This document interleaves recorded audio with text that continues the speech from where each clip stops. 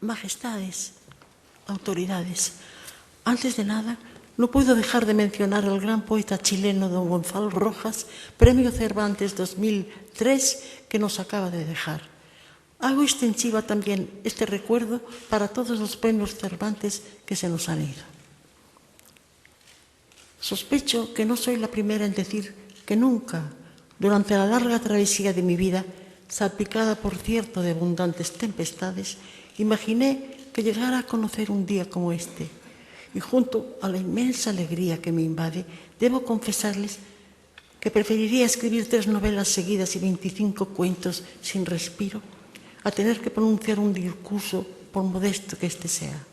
Y no es que menosprecie los discursos, solo los temo.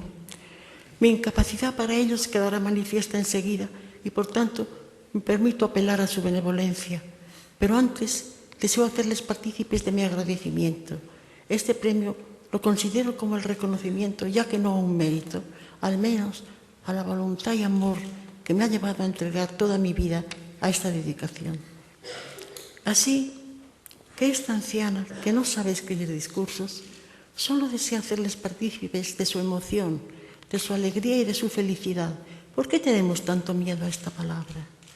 A todos cuantos han hecho posible este sueño, sueño que me acompaña desde la infancia, desde aquel día en que oí por primera vez la mágica frase «Érase una vez», y conmovió toda mi pequeña vida. Érase una vez un hombre bueno, solitario, triste y soñador. Creía en el honor y la valentía e inventaba la vida. San Juan dijo, el que no ama está muerto. Y yo me atrevo a decir, el que no inventa no vive. Y llegó a mi memoria algo que me contó hace años Isabel Blancafort, hija del compositor catalán Jordi Blancafort. Una de ellas, cuando eran niñas, le confesó a su hermanita, la música de papá, no te la creas, se la inventa. Con alivio he comprobado que toda la música del mundo, la audible y la interna, esa que llevamos dentro como un secreto, nos la inventamos. Igual que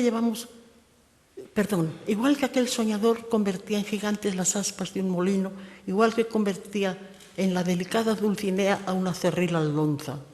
Invento sensibilidad, inteligencia y acaso bondad, el don más raro de este mundo, en una criatura carente de todos estos atributos. ¿Y quién no ha convertido alguna vez a un aldonzo o una aldonza de mucho cuidado en Dulcinea o Dulcineo? El tiempo en que yo inventaba era un tiempo muy niño y muy frágil, en el que yo me sentía distinta. Era tartamuda, más por miedo que por un defecto físico. La prueba de ello es que esa tartamudez desapareció durante los bombardeos. O así lo creo. Pero el caso es que, salvo excepciones, las niñas de aquel tiempo, mujeres recortadas, poco o nada tenían que ver conmigo. Y traigo esto a cuenta para explicar, y quizá explicarme de algún modo, mi extrañeza, mi entrega total, absoluta, a esto que luego supe se llamaba literatura, y que ha sido y es el faro salvador de muchas de mis tormentas. Sí, este galardón que tanta felicidad y optimismo me causa, y no olvidemos que el optimismo y los planes de futuro a los 85 años son cuestiones a meditar y poner en tela de juicio, puede ser el colofón a la entrega de toda una vida, que en mis tiempos mozos consideré en su mayor parte una vida de papel. Y recuerdo, solo tenía un amigo, mi muñeco Gorogó, que naturalmente más tarde incorporé a una de las novelas con las que me siento más identificada, Primera Memoria. Aunque no haya escrito nunca una novela autobiográfica, estoy en sus páginas.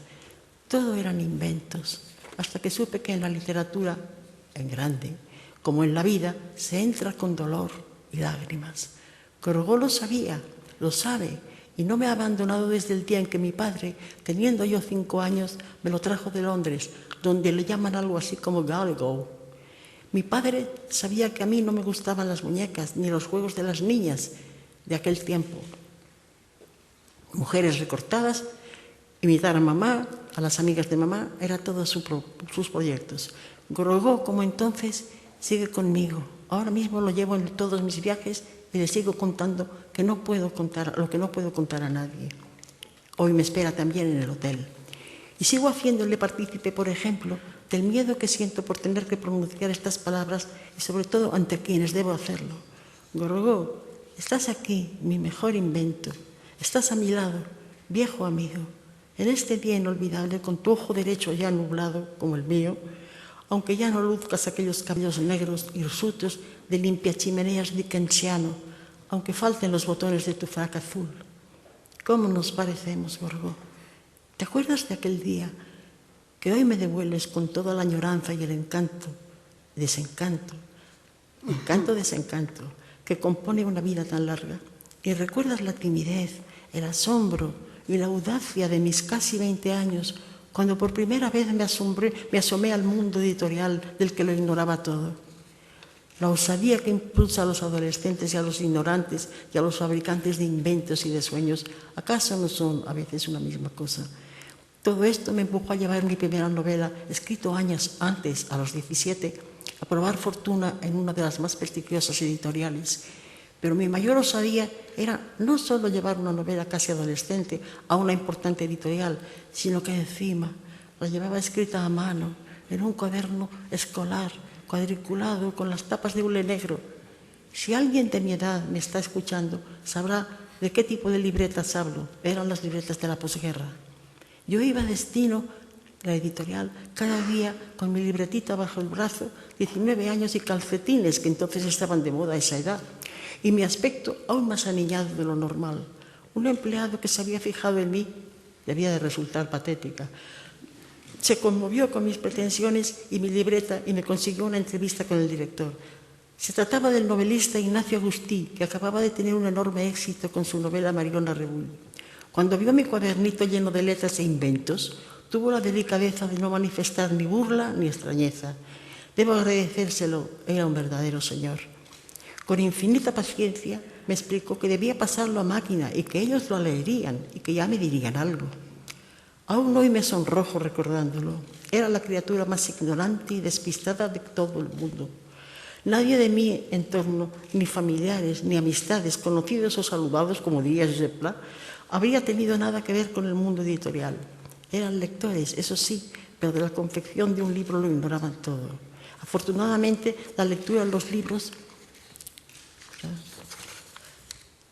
no escasearon en mi casa ni en mi familia, cosa que he de agradecerles porque no era muy frecuente en la España de entonces. Pocos días después tuve la enorme alegría, y por qué no decirlo, el vago temor, de que la editorial Destino me contratase el libro. Eso sí, con la sorpresa de mi estupefacto padre, a quien yo no había anticipado nada de aquellos afanes, y que fue requerido para dar validez a mi contrato con su firma, pues yo era menor de edad. Animada por el éxito de aquellos primeros pasos y enterada de la existencia del premio Nadal, que había ganado otra mujer joven, Carmen Laforet, aunque ella algo mayor que yo, envié mi segunda novela escrita a los 19, con la esperanza de obtenerla yo también. No fue así, pero tengo aún la satisfacción y acaso el orgullo de constatar que quedó en tercer lugar cuando se llevó el premio El Gran Miguel Delibes. La novela citada, llamada Los Abel y escrita, que no publicada, a los 19 años, suplantó en el contrato a Pequeño Teatro, que 11 años más tarde obtuvo el Premio Planeta. Y ese fue mi verdadero bautizo de entrada en el mundo editorial. Empecé a conocer a escritores de todo tipo, gentes de invenciones, puesto que me aparté totalmente del que había sido hasta aquel momento mi entorno natural. Conocí y viví un clima distinto, muy distinto del que había sido el mío habitual hasta aquel momento y que paradójicamente resultaba mucho más afín a mi naturaleza. Y continué inventando invenciones. Y viene a mi memoria un día en que también inventé el arzadú. Brotaba esporádica, espontáneamente, cuando buscaba el nombre de una flor. Si existía, vivía solo en la memoria de su delicadeza, su color, su perfume, aunque no constara en ningún libro ni catálogo de botánica. Y así llegó un día en que estudiosos y minuciosos profesores y escolares norteamericanos se interesaron por el arzadú y me brearon a preguntas. No lo encontraban por ninguna parte. Y yo, cobarde, me presté a seguir inventando el arzadú. Tuve que continuar inventándolo durante años. Incluso me vi obligado a dibujarlo en pizarras y variaba su color, del blanco al rojo, según me pareciera pertinente. Desde aquí les pido perdón a aquellas gentes de buena voluntad. Tómenlo como lo que era, una invención más. La había introducido no solo en alguno de mis cuentos, sino también en alguna novela. Y al fin yo me lo creía, y me lo creo. El alzadú brota cada primavera o cada otoño, en las vastas y ahora ya remotas colinas de los sueños que convierten aldonzas en dulcineas y quién sabe cuántas flores más, tantas como soñadores o poetas existan. Y cuando por fin vi publicado por vez mi primer libro, Los Abel, dormí toda la noche con el ejemplar debajo de la almohada. Y el gran honor con el que hoy se me ha distinguido reúne para mí tanto una trayectoria literaria como vital. No puedo separarla una de la otra. Desde que tengo uso de razón he leído, he escrito, he escuchado. Desde aquel primer cuento inventado a los 5 años hasta este último libro que los recoge casi todos, compruebo con satisfacción que por fin el cuento ha ingresado entre los géneros respetados de nuestra literatura. Aun cuando contemos entre sus cultivadores desde el inmenso Cervantes, que honra con su nombre este premio, hasta los más recientes de nuestros escritores, jóvenes y no tan jóvenes. Hasta hace poco aún se los consideraba literatura menor. Pero por fin en España se empieza a reconocer en el cuento, en el relato corto, el valor y la importancia que merece. Sobre la famosa crueldad de los cuentos de hadas, que por cierto no fueron escritos para niños, sino que obedecen a una tradición oral afortunadamente recogida por los hermanos de Grimm, Perrault y Andersen, y en España, donde tanta falta hacía, por el gran Antonio Almodóvar, llamado el tercer hermano Grimm. Me estremece pensar saber que se mutilan bajo pretextos inanes de corrección política más o menos oportunos y que unas manos depredadoras, imaginando tal vez que ser niño significa ser idiota, convierten verdaderas joyas literarias en relatos no solo mortalmente aburridos, sino además necios. Y aún nos preguntamos por qué los niños leen poco. Yo recuerdo aquellos días en Sitges, hace años, cuando algunas tardes de otoño venía a mi casa un tropel de niños y junto al fuego, como está mandado, oían embelesados repetir por enésima vez las palabras mágicas, érase una vez, y habían dejado la televisión para escucharlas. Yo no había cumplido los 11 años cuando estalló la Guerra Civil Española. Unos niños acostumbrados a no salir de casa si no eran acompañados por sus padres o la niñera, nos vimos haciendo interminables colas para conseguir pan o patatas. No es raro, pues, que yo me permitiera, años más tarde, definir a esa generación a la que pertenezco como la de los niños asombrados, porque nadie nos había consultado en qué lado debíamos situarnos. Nadie nos había informado de nada y nos encontramos formando parte de un lado o de otro, tal como me confesó un día Jaime Salinas, hijo del gran Pedro Salinas.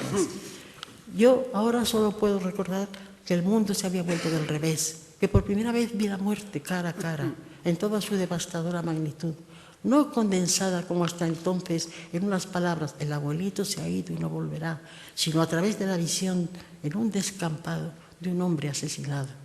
Y conocimos el terror más indefenso, el de los bombardeos. Y aquellos cuentos, aquellas historias impropias para niños, acudieron en su ruta interna de niña asombrada como un aprendizaje atroz, mucho más atroz que los cuentos de hadas. En lugar de cuentos aislados, empecé a escribir entonces una revista de la que era editora, escritora y repartidora. Una revista a mano, que se pasaban unos a otros mis hermanos, mis primos, algún amigo. Había de todo, desde cuentos, por supuesto, que siempre acabaron con un continuará, del que yo aún no tenía clara noticia, hasta crítica de cine con sus correspondientes fotografías recortadas de alguna revista. Y recuerdo ahora cómo, en medio de aquel horror, qué encanto, qué maravilloso invento de la vida era para mí aquella llamada revistilla y todo lo que yo ignoraba, que sería lo que continuaría mañana. Entonces escribí mi primera novela, se llamaba Juanito y ocurría durante la Revolución Francesa. Pero pueden imaginar qué extraña Revolución Francesa relataba. Claro está, me la inventé.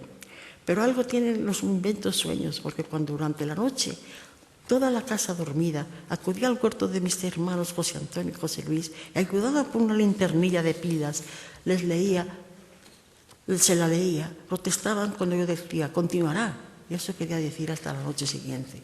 Entonces parecía llenarse de magia la habitación a oscuras de los niños asombrados, como cuando en cierta ocasión vi surgir, al partir un terrón de azúcar, en la oscuridad una chispita azul, algo que me reveló que yo sería escritora o que ya lo era. Con ello, solo quiero decir que aquella lucecita azul, aquel virus, no me abandonó nunca.